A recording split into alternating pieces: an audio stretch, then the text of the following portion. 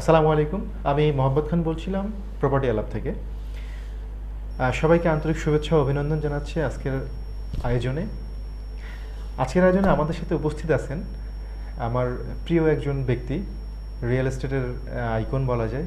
অনেকদিন যাবত এই সেক্টরে কাজ করছেন এবং রিয়েল এস্টেট নিয়ে দীর্ঘ পথ চলা আমাদের প্রিয় বড় ভাই ইয়াসির রেজা চৌধুরী, অলিম্পিয়া গ্রুপের একজন সুনামধন্য সিইও এবং অনেকদিন যাবত আপনি কাজ করছেন এই সেক্টরে, আমরা জানি। আপনার কাছ থেকে জানতে চাই, আমাদের প্রপার্টি আলাপে আপনাকে স্বাগতম। আপনার কাছ থেকে আমরা জানতে চাই যে প্রপার্টি রিলেটেড অনেকগুলো ব্যাপার আমরা জানি, যেমন কিছুদিন আগে আমরা একটা নিউজ দেখলাম যে আবাসন খাত ঘুরে দাঁড়াচ্ছে। এই বিষয়টাকে আপনি কেমন দেখেন? ধন্যবাদ আপনাকে মাহবুব ভাই। সেই সাথে আমি ধন্যবাদ জানাচ্ছি প্রপার্টি ইভেন্টকে। আপনি ঠিকই বলেছেন, আমি প্রায় 18 বছর থেকে এই সেক্টরে আছি। বর্তমানে আমি সিইও হিসাবে অলিম্পিয়া হোল্ডিংসের সাথে আছি। এই সেক্টরটা ঘুরে দাঁড়িয়েছে বিগত প্রায় 10 বছর থেকে। 10 বছর থেকে রিয়েল এস্টেট সেক্টরটা একটু হেজি অবস্থায় চলতেছিল। এই কখনো আপ কখনো ডাউন, একটা ইরিলেভেন্ট অবস্থায় চলতেছিল। বাট আমরা গত 3-4 বছর থেকে এই প্রবলেমগুলো, এই অসুবিধাগুলো কাটিয়ে ওঠার চেষ্টা করতেছি। যখনই আমরা মোটামুটি একটা শেপে আসছিলাম, এই বাংলাদেশে ধরেন গত 5 বছর থেকে রাজনৈতিক পরিস্থিতি এবং অন্যান্য সকল অবস্থার নর্মাল অবস্থায় চলে আসছিল, আমরাও একটা রিয়েল এস্টেট নিয়ে একটা ঘুরে দাঁড়িয়েছিলাম। ঠিক তখনই গত বছর ডিসেম্বর বা জানুয়ারি থেকে বাংলাদেশে করোনা এবং পুরো পৃথিবী জুড়ে করোনা মহামারী দেখা দিয়েছে। তারপরেও আমি বলবো আলহামদুলিল্লাহ আমরা এই সেক্টর থেকে ঘুরে দাঁড়ানোর চেষ্টা করতেছি। প্রথমে মার্চ মাস থেকে আমরা যখন করোনা প্রথম বাংলাদেশে আবির্ভাব হয় বা 18ই মার্চ, তারপর থেকে আস্তে আস্তে হঠাৎ করে সরকার এবং অন্যান্য সিদ্ধান্তের কারণে আমরা একটা লকডাউন অবস্থায় চলে যাই করোনাকে বুঝতে, এটা কীভাবে হচ্ছে বা আমরা কী করব, এই জন্য আমরা একটা লকডাউন অবস্থায় চলে যাই। তো তখন মার্চ মাস থেকে প্রায় লকডাউন, আমরা প্রথমে 3 মাস আমরা লকডাউন অবস্থায় থাকি। তো এখন আবার আমরা গত মাস থেকে রোজার ঈদের বা রমজান মাসের পর থেকে আস্তে আস্তে আবার আমরা করোনাকে নিয়ে করোনাকে বুঝতে শিখেছি। এই অবস্থায় কিভাবে থাকবে, করোনাকে ধারণ করে ফেলেছি। করোনা এবং আমরা করোনাকে নিয়ে স্বাস্থ্যবিধি, ওয়ার্ল্ড হেলথ অর্গানাইজেশনের বিধি, সরকারের বিধিবিধানগুলো আমরা আস্তে আস্তে অভ্যস্ত হয়ে উঠেছি এবং আমরা করোনাকে সাথে নিয়ে স্বাস্থ্যবিধি সম্পূর্ণ মেনে আমরা পথ চলা শুরু করেছি।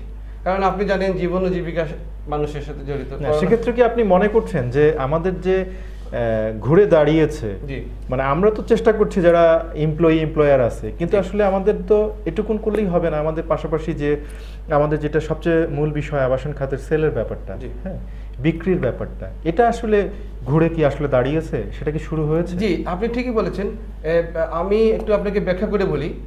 গত 2020-21 অর্থ বছরের বাজেটে সরকার অপ্রত্যাশিত অর্থ, মানে কালো টাকা বা অপ্রত্যাশিত অর্থকে একদম আপনার আইন করে বৈধ করে দিয়েছেন যে এখানে যারা ইনভেস্ট করবে তাদের এই উৎস জিজ্ঞাসা করা হবে না, উৎসটা জিজ্ঞেস করা হবে। এতে একটা এই অর্থটা বাংলাদেশে আমাদের এখন রিয়েল এস্টেট আসা শুরু হয়েছে। আচ্ছা। গত 2 মাসে আমরা আমাদের রিহ্যাবের তথ্য অনুযায়ী প্রায় 200 কোটি টাকা আমাদের এই সেক্টরে ইনভেস্ট হয়েছে। এই টাকাটা বিভিন্ন কোম্পানিগুলোর হাতে হাতে গিয়ে পৌঁছেছে। প্লাস সরকার এই বাজেটে এটা ইনভেস্ট কে করেছে? 200 কোটি টাকা, এই 200 কোটি টাকা বাংলাদেশের জনগণ, আমাদের ক্রেতা, মানে হচ্ছে ক্রেতারা, ক্রেতা সাধারণ জড়ো করেছেন। প্লাস আপনি দেখবেন যে গত 3 মাসে বাংলাদেশে রেকর্ড পরিমাণ ফরেন রিমিটেন্স বাংলাদেশে আসছে। হ্যাঁ, আমরা দেখছি প্রতি মাসে দেখছি যে রেকর্ডকে আরো রেকর্ড করছে। রেকর্ড প্রত্যেক মাসে রেকর্ড অতিক্রম করে যাচ্ছে। এই রেকর্ড পরিমাণ এনআরবি আমাদের ফরেন রিমিটেন্স বাংলাদেশে আসছে। এই টাকাগুলো আস্তে আস্তে মানুষজন তাদের দৈনন্দিন আপনার খরচ মিটিয়ে কিছু টাকা আস্তে আস্তে রিয়েল এস্টেট ইনভেস্ট করা শুরু করেছে। প্লাস আমরা আগে করোনার ইফেক্ট শুরুর আগে আমরা যে প্রজেক্টগুলো যেসব ক্লায়েন্টের কাছে বিক্রি করেছিলাম, সেই আপনার গত ফেব্রুয়ারি মাস থেকে আমাদের সেই পূর্ব বিক্রিত টাকার ইনস্টলমেন্টগুলো বন্ধ ছিল। এখন এই টাকা আপনার আসার ফলে তারা ওই ইনভেস্টমেন্টগুলো আবার দেওয়া শুরু করেছে। হুম। এতে আমাদের রিয়েল এস্টেট ব্যবসায়ীদের হাতে কিছু টাকা আসছে। তার মানে আপনি মনে করছেন যে আমাদের আবাসন খাতটা চাঙ্গা হতে যাচ্ছে এবং ডে বাই ডে এটা ভালোর দিকে যাচ্ছে। জি। এই করোনাকে আপনারা কি মনে করছেন, এই নোভেল করোনা ভাইরাস আবাসন খাতের সাথে কোন কোন চ্যালেঞ্জ আপনারা মনে করছেন এখন যারা উদ্যোক্তা আছেন বা কাজ করছেন? দেখেন, আমরা এই আবাসন খাতটা এখানে নোভেল করোনা ভাইরাসের মানে এটাকে প্রোটেক্ট করার একটা হচ্ছে যে সেফ, মানে স্টে হোম, স্টে মানে alone and stay home. But আমরা কি করছি, আমাদের যে সেক্টর, এই সেক্টরটা কিন্তু আসলে ঘরে থেকে কাজ করাটা খুব ডিফিকাল্ট। আমাদেরকে যেমন আমরা কনস্ট্রাকশন করি, আমাদের এক একটা প্রজেক্টে এক একটা সাইডে আপনার সাইডের আকার বুঝে 20 থেকে 50 জন শ্রমিক নিয়োজিত থাকে সবসময়। সাইডে আমার 3 থেকে 5 জন, কমপক্ষে 3 থেকে 5 জন অফিসার থাকেন, সাইড ইঞ্জিনিয়াররা থাকেন, সিকিউরিটি গার্ড থাকেন। এই সব মিলে এক একটা সাইডে বেশ ভালো ধরনের একটা গ্যাদারিং থাকে। তো এই গ্যাদারিংগুলোকে আপনার সবসময় আপনার মানে স্বাস্থ্যবিধি মেনে সাইডে কাজ করাটা সম্ভব হয় না। প্লাস এই আপনার এই করোনা ভীতির কারণে আমাদের সাইডে প্রজেক্টগুলোতে আমাদের ক্লায়েন্টদের আনাগোনা কমেছিল। তো এই সব কিছু মিলে আমরা এই করোনাকে এটাকে আমাদের জন্য একটা বাধা হিসেবে দেখা দিয়েছিল। আমরা সরকারের বিধিবিধান, স্বাস্থ্যবিধি মেনে আস্তে আস্তে আমরা এই বাধাটা অতিক্রম করছি। আমাদের ক্লায়েন্ট, আমাদের ক্রেতা সাধারণের মনেও এক ধরনের আপনার উৎসাহ পাচ্ছেন। তারাও এই করোনাটাকে ওভারকাম করে আস্তে আস্তে সাহস সঞ্চয় করছেন, তারাও ঘর থেকে বেরোচ্ছেন। আমাদেরকেও আমাদের আপনার আমরা যখন তাদেরকে, তারাও আমাদের অফিসে আসতেছেন, আমরাও তাদের এন্ডে গিয়ে ভিজিট করতেছি। এই সুযোগগুলো ইদানিং গত 1 মাস থেকে শুরু হয়েছে, এতে আনাগোনা বাড়ছে। মানে আসলেই তাই। আমিও একটু আপনাকে থামাবো যে আমরা মার্চ মাসে আমাদের দেশে ধরা পড়ে, আসলে তো এটা গত বছর 2019 সাল থেকেই শুরু হয়েছে, চায়না থেকে প্রথম। কিন্তু আমাদের বাংলাদেশে 2020 সালের মার্চের 8 তারিখ থেকে প্রথম শনাক্ত হয়। তো যেদিন প্রথম শনাক্ত হয় সেদিন আপনার মনে আছে কিনা, আমরা ঢাকায় খুব আতঙ্কিত হয়ে গেছিলাম এবং খুব ভয়ে ছিলাম। তখন মাত্র 2-3 জন আক্রান্ত ছিল। বাট এখন আজকে প্রায় অনেক দিন পর, 4 মাস 5 মাস পরে আমাদের কিন্তু সেই ভয়টা বা ভীতিটা কাজ করছে না। আমরা কিন্তু সবাই বাইরে বেরোচ্ছি এবং আক্রান্তের হার 3 লাখের কাছাকাছি, 2 লাখের কাছাকাছি, এবং মৃত্যু আজকে শুনলাম যে 4000 সর্বমোট অতিক্রমের পথে।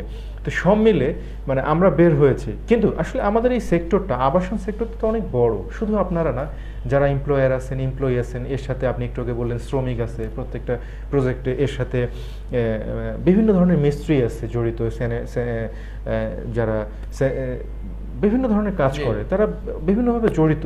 এই সকলের সাথেই কিন্তু একটা আবাসন খাতটা জড়িত। সকলেই কি আসলে ঘুরে দাঁড়াচ্ছে? সবার অবস্থাটা কি পরিবর্তন হচ্ছে আসলে, আপনি মনে করেন কি? সবার অবস্থার একসাথে ভালো মানে পরিবর্তন হচ্ছে এটা আমি বলবো না। আচ্ছা, যারা যেসব ওনাররা, আমরা যারা সিনসিয়ার, আমরা যারা কমিটেড, আমরা ক্লায়েন্ট এবং আমাদের ক্রেতা সাধারণের কাছে কমিটেড, সেই সব মালিকরা আস্তে আস্তে ঘুরে দাঁড়াচ্ছে। তারপরে ফিনান্সিয়াল যারা সাউন্ড, যারা যেসব কোম্পানিগুলো ফিনান্সিয়ালি সাউন্ড, রিয়েল এস্টেটের টাকা, প্রজেক্টের টাকা অন্য জায়গায় খরচ করে নাই, যারা এই ব্যবসাটাকে খুব সিরিয়াসলি নিচ্ছে, তারা সেই সব কোম্পানিগুলো ঘুরে দাঁড়াচ্ছে। কারণ তারা, আমি আপনাকে একটু ব্যাখ্যা দিয়ে বলি। রিয়েল এস্টেটে মানে একটা মানে মিথ আছে যে অল্প সময়ে অনেক টাকা আর্ন করা যায়। এই সেক্টরে আসলে রিয়েল এস্টেট সেক্টরটা তো পৃথিবীর সবচেয়ে দামি প্রোডাক্ট, তাই না? আমার মনে হয়, কারণ এক একটা ফ্ল্যাটের দাম তো আমরা শুনি যে বিশেষ করে যদি গুলশান বনানীর দিকে হয় বা ধানমন্ডির দিকে হয় তো 2 কোটি, 3 কোটি, 4 কোটি টাকা, 5 কোটি টাকা শুনেছি। তো তাহলে এত দামি প্রোডাক্টের তো কথাটা এরকম হওয়ার কথা। এই দামি, যেহেতু রিয়েল এস্টেট একমাত্র এই একটাই সেক্টর যে রিয়েল এস্টেট সত্যিকারের একটা অ্যাসেট।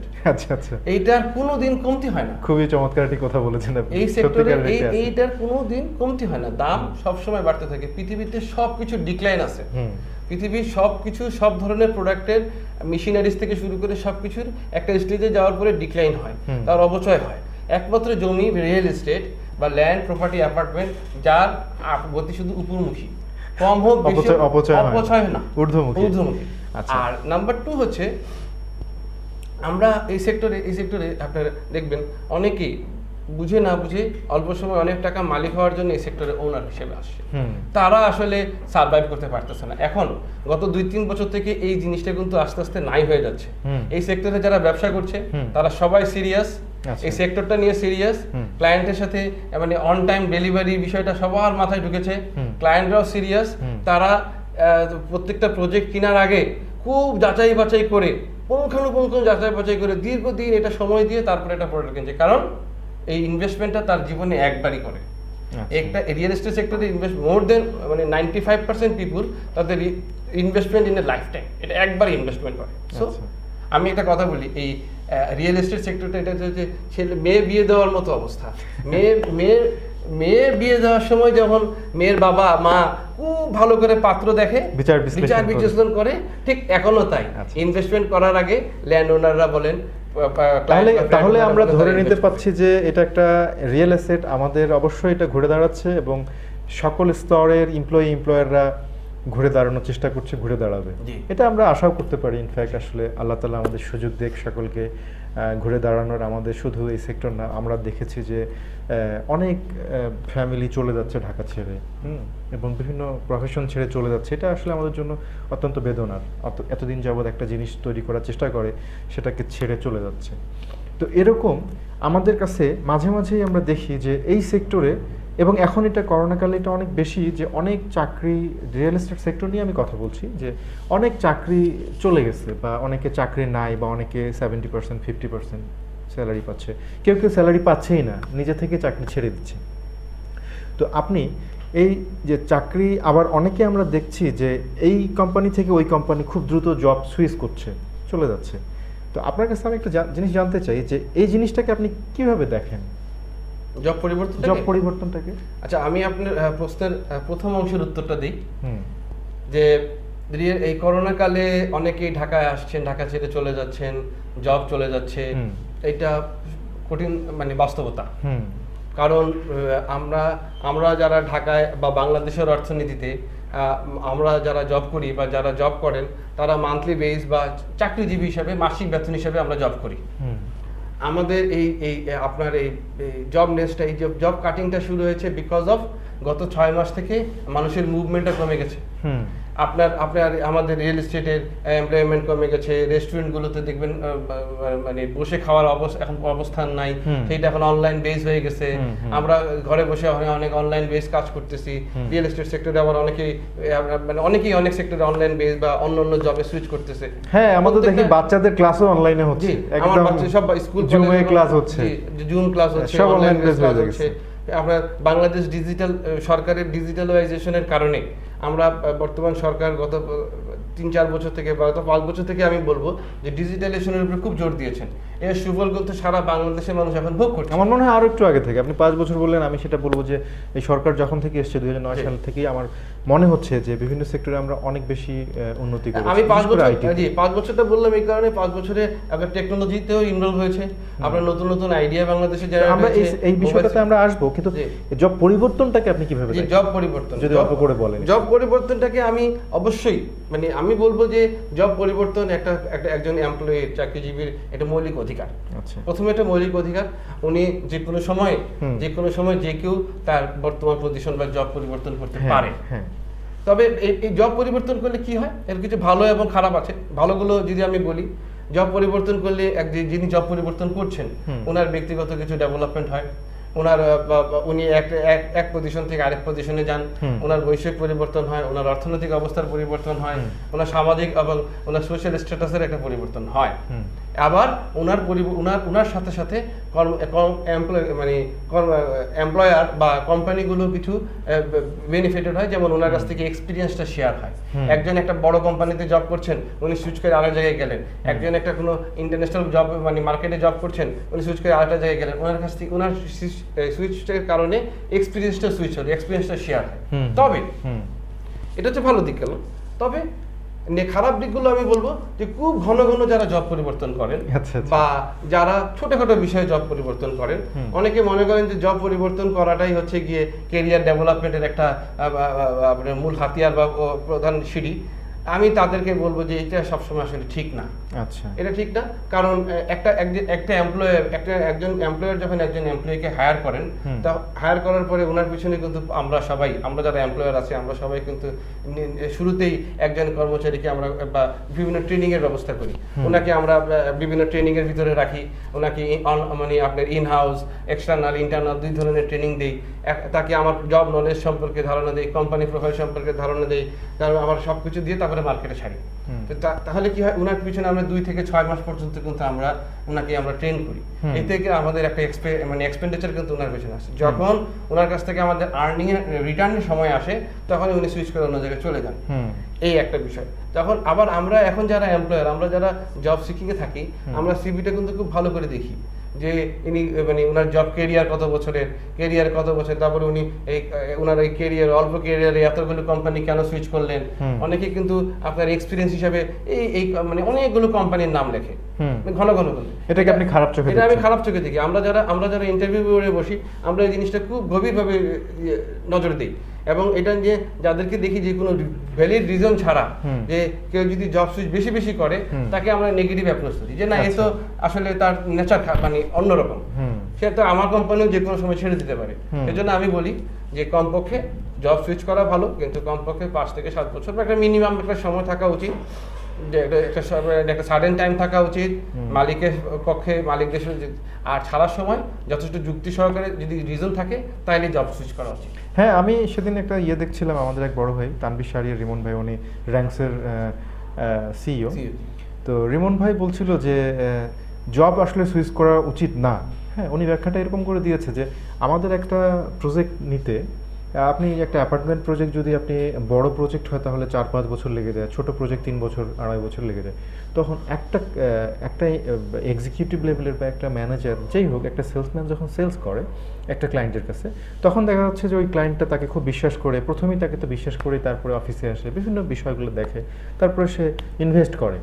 তো একটা অ্যাপার্টমেন্ট সে নিল, এখন দেখা গেলো যে ওই ছেলেটার সাথে আমার যোগাযোগ হচ্ছে, যার সাথে সে বেচা কেনাটা হলো, তখন সে চাকরিটা যদি সুইচ করে তখন ওই ক্লায়েন্টটা একটু ইয়ের মধ্যে পড়ে যায়, একটু আতঙ্কের মধ্যে পড়ে যায় যে আসলে সে কাজটা ঠিক করলো কিনা। তো নেগেটিভ মার্কেটিং হয়ে যায় অনেক ক্ষেত্রে। সেক্ষেত্রে উনি বলছেন যে এটা যদি ওই হ্যান্ডওভার পর্যন্ত ওই ছেলেটা ওইখানে থাকে বা ওই এমপ্লয়ি ওইখানে থাকে, যে সে বিক্রি করলো এবং হ্যান্ডওভারও করলো, তার ক্যারিয়ারের জন্য এটা ভালো এবং ওই ক্লায়েন্টের কাছেও তার গ্রহণযোগ্যতাটা বৃদ্ধি পায়, এরকম করে সে বলছে। আমি ওনার কথা কিছু যুক্তি, কিছু মানি, কিছু মানি না। আচ্ছা। মানি যে ঘন ঘন জব সুইচ করা ঠিক না। একটা সেলসম্যানের একটা সার্টেন টাইম পর্যন্ত থাকা উচিত, প্রজেক্ট হ্যান্ডওভার করে যাওয়া উচিত। আমরা প্রতি বছরে আমরা এভারেজে 5 থেকে 6টা প্রজেক্ট এগ্রিমেন্ট করি। আচ্ছা। হ্যাঁ, এটা আমরা এগ্রিমেন্ট করি, আমরা 5 থেকে 6টা কোম্পানি ভেদে, কেউ বেশি করে কেউ কম করে, কিন্তু প্রতি বছরই আমরা 2-4-5টা এগ্রিমেন্ট করি। এগুলো ধরেন প্রত্যেক 3 মাস পর পরে আমার একটা সেল, মানে এগ্রিমেন্টের 3 থেকে 5 মাসের ভিতরে এই প্রজেক্টটা সেলে আসে, আমার সেলসম্যানটা সেল করে। তো একটা ছেলের কিন্তু কন্টিনিউয়াস কিন্তু সেল থাকেই, আজকে এই প্রজেক্ট। আমরা যারা চাকরি করি বা যারা চাকরি করে তারা আমার কোম্পানিতে যখন করে, আবার করে আপনার কোম্পানিতেও কিন্তু যাবে, আমার কাছে সেটা আপনার এখানে যাবে। কেন যাবে? এই ক্ষেত্রে বাংলাদেশে কিন্তু প্রপার এইচআর মেনটেন হয় না। আচ্ছা। এইচআর এর আমাদের যে হিউম্যান রিসোর্স ম্যানেজমেন্টটা কিন্তু প্রপারলি গাইডলি সবাই কিন্তু মেনটেন করে না। আমরা কিন্তু মানে আপনার লেবার ল মেনটেন করি না। আমরা যারা রিয়েল এস্টেট ওনার, আমরা আমাদের কোম্পানিকে আমাদের মতো করে চালাই। আপনি দেখবেন যে কোন ম্যাক্সিমাম কোম্পানিগুলোতেই শুধু বেতন, মাস শেষে বেতন আর ইনসেন্টিভ দেওয়া থাকে, যে মানে ফিক্সড ইনসেন্টিভ, এর বাইরে ফ্যাসিলিটিস খুব কম। কারণ ফ্যাসিলিটি যদি আমরা দিই, আমরা তাদেরকে যদি ট্রান্সপোর্ট ফ্যাসিলিটি দিই, আমরা যদি তাকে মেডিকেল অ্যালাউন্স দিই, আমরা যদি তাকে বলি যাতে আমরা যদি আমাদের যে কেরিয়ার গ্রোথের, আমি কাজ করি কিসের জন্য? আমার কেরিয়ার গ্রোথের জন্য। প্রথম ভেরি বিগিনিং জবটা আমার নিড থাকে, দিনকে দিন আমার যখন এক্সপিরিয়েন্স বাড়ে, বয়স বাড়তে থাকে, তখন আমার এই নিডটা, বেসিক নিডটা যখন ফুলফিল হয়, তখন আমার আরো এডিশনাল কিছু নিড গ্রো হয়। আমার কেরিয়ার চিন্তা করি, আমার ভবিষ্যৎ চিন্তা করি, আমার ছেলে মেয়ের ভবিষ্যৎ চিন্তা করি, আমার ফিক্সড অ্যাসেটের কথা চিন্তা করি, ইত্যাদি ইত্যাদি ইত্যাদি। যদি আমি দেখি যে আমার অল ইন্ডিয়া হোল্ডিংস প্রত্যেক মানে একটা পাই চার্ট করা আছে growth rate, HR growth rate. আপনি 3 বছর কাজ করবেন, আপনি এই জব থেকে, এই পজিশন থেকে এক্সিকিউটিভ থেকে সিনিয়র এক্সিকিউটিভ হবেন, 3 সিনিয়র এক্সিকিউটিভ থেকে অ্যাসিস্ট্যান্ট ম্যানেজার হবেন, ম্যানেজার হবেন, সিনিয়র ম্যানেজার হবেন, এজিএম হবেন, জিএম হবেন, জিএম হবেন, সিনিয়র জিএম হবেন। এই যে আমাদের যে পজিশনগুলো, আমি যদি শুরুতেই, আমি যেদিন জয়েন করব সেদিন থেকে যদি আমাকে জানা থাকে যে এরকম আছে, আপনার প্রভিডেন্ট ফান্ড আছে, ধরেন আপনি 5 বছর যদি জব করেন, আপনি স্যালারি থেকে প্রত্যেক মাসে 10% আপনি দিবেন, প্রতি মাসে 10% আমি দিব অ্যাজ এ এমপ্লয়ার হিসাবে। এটা যদি আপনার কাছে থাকে তাহলে আপনি কমপক্ষে 5 বছর, নিয়ম যদি থাকে যে 5 বছর থাকলে আপনি এই বেনিফিটটা পাবেন, তাহলে আপনি কমপক্ষে 5 বছর কিন্তু আমার এখানে থাকার চেষ্টা করবেন। তারপরে আপনাকে যদি থাকে, তার মানে বলছেন যে এমপ্লয়ারদের মধ্যে একটা সুসম্পর্ক দরকার, সুসম্পর্ক অবশ্যই দরকার, আরো ছাড়ের মানসিকতা নিয়ে থাকতে হবে, তাহলে পরে এটা সম্ভব। তো ঠিক আছে, এটা আসলে যে যার মতো করে মেনটেন করে। তাহলে আপনি এখন এই সেক্টরে, রিয়েল এস্টেট সেক্টরে, আবাসন খাতে যারা নতুন করে আসতে চাচ্ছে এই সেক্টরে, তাদের উদ্দেশ্যে আপনি কি বলবেন? আমি একেবারে নতুন যারা লেখাপড়া শেষ করছে, কাজ আমি বলবো যে এই সেক্টরে যারা আসবেন, এই সেক্টরে যেহেতু এটা খুব কস্টলি একটা প্রোডাক্ট, এই সেক্টরে একটু গ্রাজুয়েশন কমপ্লিট করে আসা উচিত। পড়াশোনার দিক থেকে এখন গ্রাজুয়েশন খুব কমন একটা ইস্যু, মাস্টার্স, এমবিএ, হায়ার মানে ডাবল মাস্টার্স, কোনো জবের অ্যাপ্লিকেশন করতে গেলে আসলে গ্রাজুয়েশন লাগে। 1 নম্বর হচ্ছে গ্রাজুয়েশন করে আসা উচিত। 2 নম্বর হচ্ছে যারা উদ্যমী, যারা সেলফ কনফিডেন্স, যারা হার্ড চ্যালেঞ্জ দিতে, খুব চ্যালেঞ্জিং পেশায় যারা ইন্টারেস্টেড, তাদের এই সেক্টরে আসা উচিত। হ্যাঁ রেজা ভাই, আপনি তো আসলে অনেকদিন যাবত অলিম্পিয়া হোল্ডিংসে কাজ করছেন, আমরা দেখছি। হ্যাঁ, আপনাদের আসলে কোম্পানিটা কি করছে? ধন্যবাদ। আমি অলিম্পিয়া হোল্ডিংসে শুরু থেকেই আছি। আমি এবং আমাদের চেয়ারম্যান জামিল সাহেব খুবই ডায়নামিক। উনি অলিম্পিয়া আপনার গ্রুপের চেয়ারম্যান। অলিম্পিয়া, আপনি জানেন অলিম্পিয়া বাংলাদেশে 1951 সাল থেকে অলিম্পিয়া ব্যবসা প্রতিষ্ঠান আছে। অলিম্পিয়া বেকারি অ্যান্ড কনফেকশনারি খুবই সুনামধন্য একটি প্রতিষ্ঠান। উনি ফুড ইন্ডাস্ট্রির সাথে জড়িত। বাংলাদেশে ফুড ইন্ডাস্ট্রিতে অগ্রগতি হয়েছে এই অলিম্পিয়ার হাত ধরেই। স্বনামধন্য চেয়ারম্যান জামিলউদ্দিন সাহেব আমাদের এই অলিম্পিয়া হোল্ডিংসের যে চেয়ারম্যান, ওনার হাত ধরে আমাদের এই অলিম্পিয়া হোল্ডিংস শুরু হয়েছে। তো আমরা এই বর্তমানে আমাদের 2টা প্রজেক্ট আমরা এই মুহূর্তে রানিং আছি। একটি আবাসিক 5 কাঠা, প্রায় 5 কাঠার উপরে একটা অ্যাপার্টমেন্ট, একটা আবাসিক প্রকল্প বসুন্ধরা আবাসিক এলাকায়, এবং একটা নিজস্ব জায়গায় আমরা আশুলিয়াতে আমাদের নিজস্ব জায়গার উপরে 46 কাঠা জায়গার উপরে আমরা একটা কমার্শিয়াল বিল্ডিং বানাচ্ছি। এখানে প্রথম 6 তলা, মানে এটা হচ্ছে টোটাল 16 তলা কমার্শিয়াল বিল্ডিং হবে। এর প্রথম 6 তলা হবে মার্কেট, এখানে প্রায় 370টি দোকান থাকবে। এটা একটা আধুনিক স্ট্যান্ডার্ডের মার্কেট হচ্ছে। এর ডিজাইন ড্রয়িং খুবই অত্যাধুনিক। এখানে 9টি লিফট, সম্পূর্ণ এসি, 9টি লিফট, চলন্ত সিঁড়ি, ক্যাপসুল লিফট সহ এই মার্কেটটি প্রতিষ্ঠিত হচ্ছে। 7 তলা থেকে 16 তলা হবে একটি 4 স্টার হোটেল। এখানে প্রায় 110টি রুম থাকবে, এবং ইনশাল্লাহ আমরা মার্কেটটা 2022 সালে মার্কেট ওপেন করব, এবং 24 সালে ইনশাল্লাহ আমরা হোটেলটা চালু করব আশা করছি। নতুনদের উদ্দেশ্যে আপনি সংক্ষেপে কি বলতে চান? জি, আমি নতুন যারা উদ্যমী, যারা নিজের উপরে যাদের অগাধ বিশ্বাস, হার্ড ওয়ার্কার, সিনসিয়ার এবং অনেস্ট, আমি তাদেরকে বলবো যে এই সেক্টরে আসুন। এই সেক্টরে ক্যারিয়ার গ্রোথ করার অনেক অপরচুনিটি আছে। আপনারা যারা আপনার শুরুতেই যারা আসলে, আমি আরেকটু বলি, আজকাল যেহেতু আমরা এখন ইন্টারভিউ বোর্ডে প্রতিনিয়ত বসি, ইন্টারভিউ বোর্ডে অনেকেই শুরুতেই অল্প সময় অনেক কিছু চেয়ে বসে। আমি প্রাইভেট ইউনিভার্সিটি থেকে MBA করে আসছি, আমি নর্থ সাউথ থেকে আসছি, আমি IUB থেকে আসছি। আমার শুরুতেই 25,000 30,000 টাকা স্যালারি হওয়া উচিত, 50,000 টাকা স্যালারি হওয়া উচিত। Don't take it otherwise. আমি এটা সরাসরি 2-3টে ইউনিভার্সিটির নাম বলে ফেললাম, বাট আমরা তো যেহেতু প্রতিনিয়ত, কারণ তারা অনেক কস্টলি, অনেক কস্টলি ইউনিভার্সিটি থেকে তারা পড়ে আসে, কিন্তু আমার কাছে কিন্তু সে নতুন, আমার কাছে সে কিন্তু একদম ফ্রেশ। আমাকে কিন্তু শুরুতেই তাকে 50,000 টাকা দিয়ে নিব না, থেকে আমি কিন্তু এজ এ এমপ্লয়ার হিসেবে কিন্তু আমি আমার বেনিফিটটাও চিন্তা করি, যে আমি তাকে 50,000 দিব, অবশ্যই তার কাছ থেকে আমি আর্ন তো করতে হবে, তাই আমি কেন একজন এক্সপিরিয়েন্স দিব না। সুতরাং আমি সেই নতুন ভাইদেরকে বলবো, নতুন ভাই বোনদেরকে যারা বলবো, আপনারা এই সেক্টরে আসুন। শুরুতে প্রথমে 5 বছর আপনারা টাকা পজিশনের দিকে চিন্তা করবেন না। আপনারা এই সেক্টরকে চিনুন, এই সেক্টরে নিজেকে মানান, এই সেক্টরে আপনার হার্ডওয়ার্ক করুন, ক্লায়েন্ট বেস তৈরি করুন, টাকা অটোমেটিকলি আপনার কাছে চলে আসবে, আসবে। গ্রোথ অটোমেটিকলি আপনার হবে। এই সেক্টরের চেয়ে আসলে বেশি ইনকাম করা অন্য সেক্টরে সম্ভব না। সম্ভব না। এই সেক্টরের ইনকাম আপনার হাতে, এই সেক্টরের ইনকাম আমার হাতে, এই সেক্টরের ইনকাম যে কাজ করবে তার হাতে। আচ্ছা, বাংলাদেশে অন্য কোনো সেক্টরে এই সুযোগটা এত নাই। সুযোগ নাই আসলে, এটা আমরা আশা করি। জি। নতুনদের উদ্দেশ্যে আসলে ধন্যবাদ, ভালো কথা বলছেন। তো এই যে করোনাকালে জি। আমরা অনেক কিছুই দেখেছি যে আমাদের খুব কাছের লোকজন চলে গেছে পৃথিবী ছেড়ে, এটা খুবই বেদনার, এবং অনেক অসুস্থ হয়েছে এবং অনেক বেশি সুস্থ হয়েছে। আপনার বন্ধু বান্ধব আপনি হয়তো দেখেছেন, আমার জি। ফ্যামিলির লোকজন থেকে শুরু করে প্রফেশনাল যারা আছে। তো এগুলোর অনেক কিছু দেখেছি আমরা, যেগুলো আলোচনাতে যাব না, যে হসপিটাল, তারপরে চিকিৎসা, কি করব না করব, একটা হতাশার মধ্যে যারা আক্রান্ত হয়ে থাকে। তো আমরা কি রিয়েল এস্টেট সেক্টর নিয়ে কখনো স্বপ্ন দেখতে পারি না যে আমাদের আবাসন একটা হসপিটাল হবে, রিয়েল এস্টেট একটা হসপিটাল হবে? এখানে শুধু এমপ্লয়িরা আসবে তা না, এমপ্লয়াররা আসবে তা না, সকলেই আসবে, এবং আমরা আমাদের মতো করে যেতে পারবো ওখানে, যেটা আমাদের হসপিটাল। এখানে প্রাইভেট হতে পারে বা যে কোনোভাবে হতে পারে, এটা রিহ্যাব করতে পারে, স্পেশালাইজড। হ্যাঁ, আমাদের জন্য। জি জি, আপনি খুব ভালো একটা প্রশ্ন উত্থাপন করেছেন। আপনি জেনে থাকবেন যে আমাদের রিয়েল এস্টেট বাংলাদেশের স্বাধীনতার পর থেকে মোর দেন 40 বছরের বেশি প্রফেশনাল রিয়েল এস্টেটের মানে বয়স হয়ে গেছে। বয়স হয়ে গেছে। আপনি অফিসিয়ালি 1972 সাল বা তারপর থেকে কিন্তু বাংলাদেশের রিয়েল এস্টেটের ব্যবসা শুরু। মাত্র এই কিছুদিন আগে, গত বছর বা এর আগে, আমাদের যে রিয়েল এস্টেটের যে আমাদের ওনার্স অ্যাসোসিয়েশন রিহ্যাব, তারা তাদের অফিসিয়াল একটা তাদের নিজস্ব আবাসন অফিস বিল্ডিং করার জন্য একটা জায়গা পেয়েছে উত্তরা 3rd ফেজে। আচ্ছা আচ্ছা। এতদিন আমাদের কিন্তু নিজস্ব কোনো বিল্ডিং ছিল না। আচ্ছা। আমরা আপনার বাংলা মোটরের মতো একটা জায়গায়, একটা বিল্ডিং এ, একটা কমার্শিয়াল বিল্ডিং এ আমরা একটা ফ্লোর নিয়ে আমরা অফিস করেছি। এটা আমাদের ওনার্স অ্যাসোসিয়েশনের অফিস ছিল।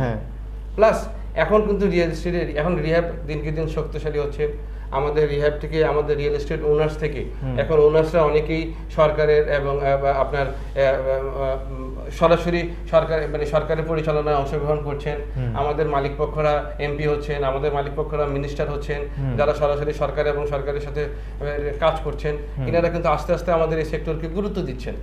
এবং এই গার্মেন্টসের পরেই সরকার কিন্তু এই সেক্টরকে যথেষ্ট গুরুত্ব দিচ্ছেন এবং এই সেক্টর নিয়ে চিন্তা করতেছেন। আমাদের রিহ্যাবের ওনার্সরা, রিহ্যাবের আমাদের মালিক পক্ষরা এবং আমাদের যারা নেতারা আছেন, রিয়েল এস্টেট ওনার্স অ্যাসোসিয়েশনে যারা আমাদের লিডাররা আছেন, ওনারা কিন্তু কাজ করছেন। এখন আমরা নিজস্ব বিল্ডিং পেয়েছি। আমরা আস্তে আস্তে অবশ্যই দিনকে দিন সময়ের দাবি, আমাদের জন্য নিজস্ব হাসপাতাল হবে, আমাদের জন্য নিজস্ব স্কুল কলেজ ইউনিভার্সিটি হবে, আমাদের নিজস্ব ট্রেনিং সেন্টার হবে।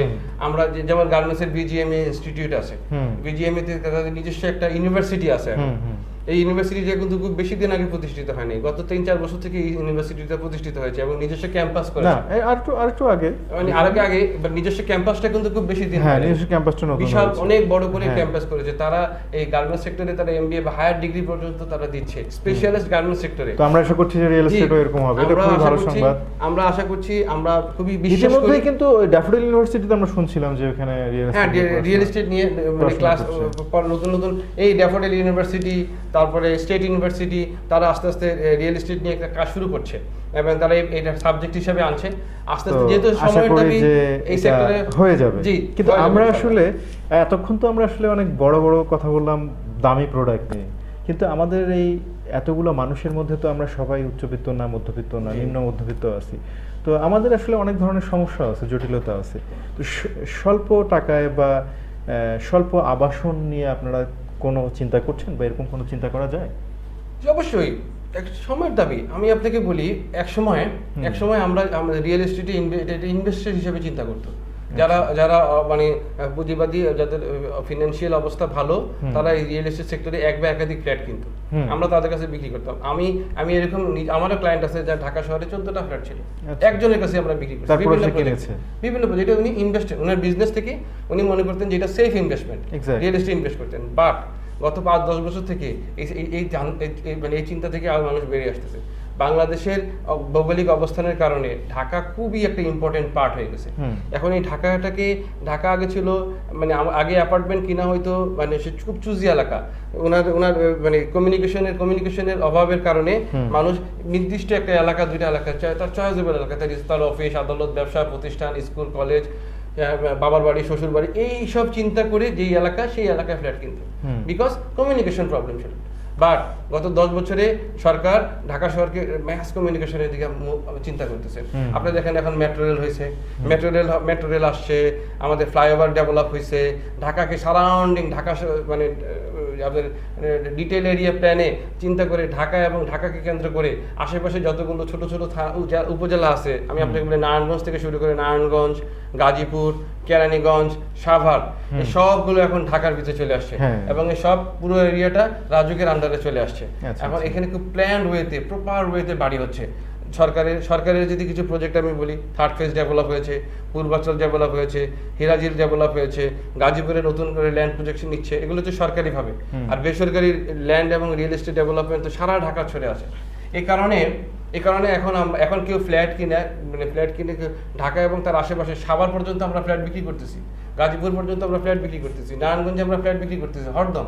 কেন মানুষ কিনতেছে? কমিউনিকেশন ডেভেলপ হয়েছে, সস্তায় 40-40-50 লাখ টাকা দিয়ে ফ্ল্যাট কিনতেছে। মিরপুরে সরকার ডেভেলপ হয়েছে, মানুষের এখন মধ্যম আয় থেকে মানে আপার লেভেল মানে ইনকামে যারা, কিন্তু আমি বলছি যারা মিনিমাম ইনকাম করে, আমি আপনার প্রশ্নের উত্তরে আসতেছি, তারা কি আসলে, জি আমি আপনার বলি যারা এখন মানে বাংলাদেশে আপনার অর্থনৈতিক উন্নতি সাধন হয়েছে, পার ক্যাপিটাল ইনকাম বৃদ্ধি পেয়েছে।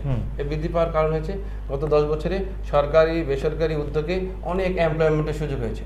সবাই শুধু চাকরি করে না, অনেক ইয়াং এন্টারপ্রেনার উঠে আসছে, তারা সবাই হাজব্যান্ড ওয়াইফ সবাই মিলে চাকরি করতেছে। এখন বাংলাদেশে 1.5 থেকে 2 লাখ টাকা আর্নিং একটা ফ্যামিলির জন্য খুব কমন ইজি একটা ব্যাপার হয়ে গেছে। এই ফ্যামিলিগুলো চায় যে তারা 60 থেকে 1 কোটি টাকার ভিতরে ফ্ল্যাট। ব্যাংকের ঋণ সিঙ্গেল ডিজিটে আসছে, আমরা ম্যাক্সিমাম 9% ইন্টারেস্টে ব্যাংক লোন দিচ্ছে, সরকার তাদের এমপ্লয়ীদেরকে 5% ইন্টারেস্টে হোম লোন দিচ্ছে। আমরা এখানে আসতে যাচ্ছিলাম যে ব্যাংকিং, হ্যাঁ, যে আসলে ব্যাংকিং সুবিধাগুলো তো আমরা অনেক কিছুই শুনে আসছিলাম যে অনেক বেশি এখন সিঙ্গেল ডিজিটে নেমে আসছে। আসলে এগুলো কি সবাই সেই সুযোগ সুবিধাগুলো কি পাচ্ছে? আসলে আপনার সরকারের মানে মানে প্রথম যখন সিদ্ধান্তটা নেওয়া হয়, এই সিদ্ধান্তটা নেওয়া হয় আপনার সবার জন্য, বাট কিছু পেপারস ওয়ার্ক করতে গিয়ে যখন আসে ব্যাংকিংয়ে, আমি যদি বাংলাদেশের যে প্রচলিত যে কমার্শিয়াল ব্যাংকগুলো যারা আছে তাদের হিসেবে কথাটা যদি আমি একটু বলি, তারা এই যে একজনের ইনকাম, ধরেন আপনার ইনকাম অ্যাসেসমেন্ট করবে আপনার যেই টাকা মাসিক শুধু ব্যাংকে যায়, আপনি যেই টাকাটা ব্যাংকিং চ্যানেলে আর্ন করেন সেইটাকে আপনার ইনকাম দেখবে, এর বাইরে আপনার ইনকাম দেখা হবে না। এখন যারা চাকরি করে তারা পাশাপাশি কিন্তু ক্ষুদ্র ব্যবসাও করে, তার দেশে তার গ্রামের বাড়িতে বলেন বা তাদের বিভিন্ন ঢাকা এবং তার বা আশেপাশের বিভিন্ন মানুষের সাথে তার ক্ষুদ্র ব্যবসাও আছে। ওই ইনকামগুলো কিন্তু সবসময় ব্যাংকিং চ্যানেলে হয় না। এই হয় নাটাকে ব্যাংক কিন্তু গ্রহণ করে না।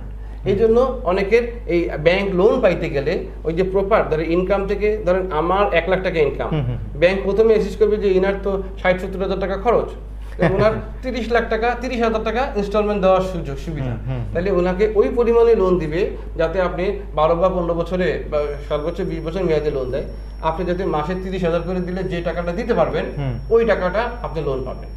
এতে গিয়ে আপনার ডিজায়ার এরিয়ার অনুযায়ী আপনি হয়তো চিন্তা করতেছেন যে আমি 2 লাখ টাকা 1.5 লাখ টাকা আর্ন করি, আমরা হাজব্যান্ড ওয়াইফ দুজনে 1.5 লাখ টাকা আর্ন করি, আমার তো অবশ্যই বসুন্ধরা আবাসিক এলাকা বা উত্তরার মতো জায়গায় থাকা উচিত, ফ্ল্যাট থাকা উচিত, কারণ আপনি কিন্তু এইসব এলাকাতে থাকতেছেন বাড়ি ভাড়া করে, 30 থেকে 50,000 টাকা বাড়ি ভাড়া দিয়ে আপনি এইসব এলাকায় থাকছেন। আপনি এইসব এলাকার ফ্ল্যাটের দাম কিন্তু এখন মোর দেন 1 কোটি, আপনি কিন্তু লোন পাচ্ছেন না, তাহলে আপনি চলে যেতে হচ্ছে, আপনি চলে যেতে হচ্ছে একটু ধরেন ব্যাকওয়ার্ড এলাকা, একটু মিরপুর, মোহাম্মদপুর, বেড়িবাঁধের ওইদিকে নতুন নতুন আবাসিক এলাকাগুলোতে, এগুলো অনেক মানে মেনে নিতে পারে না। সেক্ষেত্রে আমি বলি আমার একটা এটা আমার একটা ধারণা বা কনসেপ্ট, যেহেতু আমরা যখন হোম লোন নেই আমরা কিন্তু যেই প্রোডাক্টটা কিনি সেই প্রোডাক্টটাই মর্টগেজ দিই। আচ্ছা, যেহেতু রিয়েল এস্টেটটা মর্টগেজ দিচ্ছি, ব্যাংক কর্তৃপক্ষ বা ফিনান্সিয়াল ইনস্টিটিউট আরো বেশি স্ট্রং, ওনাদেরকে বোঝা উচিত, ওনাদেরকে এইটা একটু কনসিডারেশনে নেওয়া উচিত যে যারা হোম লোন যারা দেয়, যেমন এই ক্ষেত্রে কিন্তু প্রাইভেট অর্গানাইজেশনে ভালো করতেছে ব্যাংক থেকে। আমি আপনাকে ডিবিএইচ খুব অ্যাগ্রেসিভলি চিন্তা করতেছে, Lanka Bangla, IDLC, national housing authority, যারা প্রাইভেট অর্গানাইজেশন তারা কিন্তু জিনিসটা খুব কনসিডারেশনে নিচ্ছে যে আমি যে প্রজেক্টটা আমি মর্টগেজ নিচ্ছি সেটা তো সেটার তো ভ্যালুই তো যা টাকা দিচ্ছি তার থেকে বেশি। আচ্ছা, সুতরাং আমার তো হারানোর কিছু নাই। ঠিক আছে, আমরা আসলে প্রোগ্রামের শেষের দিকে চলে এসেছি। আমি আসলে আপনার কাছ থেকে জানতে চাই যে এত কিছুর পরেও আমাদের কিন্তু পরিবেশের দিকে নজর দিতে হবে। জি। হ্যাঁ, আমরা কি আসলে রিয়েল এস্টেট সেক্টরে যারা কাজ করছি এবং শুধু ঢাকার বাইরেও তারা কি পরিবেশের দিকে নজর দিচ্ছি এবং কি করা উচিত? জি, ভালো প্রশ্ন।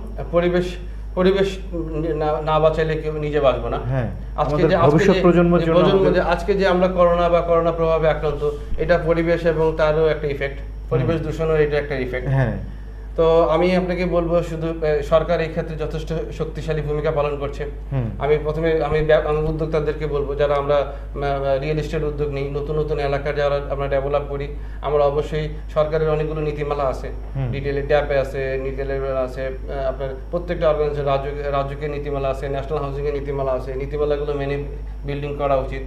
শুধু লাভ, শুধু ব্যবসা প্রফিট দেখা উচিত, শুধু প্রফিটই করবো তা না, পরিবেশটাকেও বাঁচাইতে হবে। হ্যাঁ। আজকে আমার পরিবেশ, আজকে আমি বাংলাদেশে আছি, আমার পরবর্তীতে আমার ছেলে মেয়ে, তাদের জন্য আমরা কি রেখে যাচ্ছি? আমরা কি একটা বদ্ধ পরিবেশ রেখে যাব? না, আমরা চাই যে নতুন যে ডেভেলপ যে সেক্টরগুলো বা যেই এলাকাগুলো নতুন রিয়েল এস্টেটে আসতেছে, সেসব জায়গায় পরিবেশ বান্ধব বিল্ডিং হবে। আপনি খেয়াল করে দেখবেন যে এখন কন্ডোমিনিয়াম প্রজেক্টগুলোতে খুব মানে মানুষের ঝুঁকির উৎসাহ বাড়তেছে। কেন? একটা বড় কমপ্লেক্স হচ্ছে, একটা কমপ্লেক্সের ভিতরে সব ধরনের ফেসিলিটি থাকতেছে, খেলার মাঠ থাকতেছে, সুইমিং পুল থাকতেছে, জিমনেশিয়াম থাকতেছে, মসজিদ থাকতেছে, আদার্স অন্য ফেসিলিটি। ধন্যবাদ রেজা ভাই। আসলে প্রোগ্রামে আমরা শেষ দিকে চলে এসেছি। হ্যাঁ, আপনাকে অসংখ্য ধন্যবাদ যে আমাদের মাঝে উপস্থিত হয়েছেন আপনার কর্মচঞ্চল একটা সময় থেকে। আপনাকে আমি দীর্ঘদিন যাবৎ চিনি এবং দেখতেছি যে আপনি আসলে কত ডাইনামিক একটা পার্সন। তো আপনাকে অনেক ধন্যবাদ আমাদের প্রপার্টি আলাপে আসার জন্য। আমি মাহবুব ভাই আপনাকেও ধন্যবাদ জানাচ্ছি, আমি প্রপার্টি আলাপকে ধন্যবাদ জানাচ্ছি, এবং আজকের এই অনুষ্ঠান যারা ধারণ করছেন তাদের সবাইকে ধন্যবাদ জানাচ্ছি আমাকে এই সুন্দর একটা অনুষ্ঠানে দাওয়াত দেওয়ার জন্য। এবং আপনারা খুব ভালো কাজ করছেন। রিয়েল এস্টেট নিয়ে আরও বেশি বেশি টকশো হওয়া উচিত, কথা বলা উচিত, এবং এই সেক্টরটাকে আরও যে প্রতিবন্ধকতাগুলো যেগুলো আছে, এইসব আপনাদের মাধ্যমে কথা বলার মাধ্যমে ইনশাল্লাহ সেগুলো দূর হবে আমি আশা করি। ইনশাআল্লাহ এভাবেই এগিয়ে যাবে বাংলাদেশ। আপনাদের সকলকেই ধন্যবাদ। আসসালামু আলাইকুম।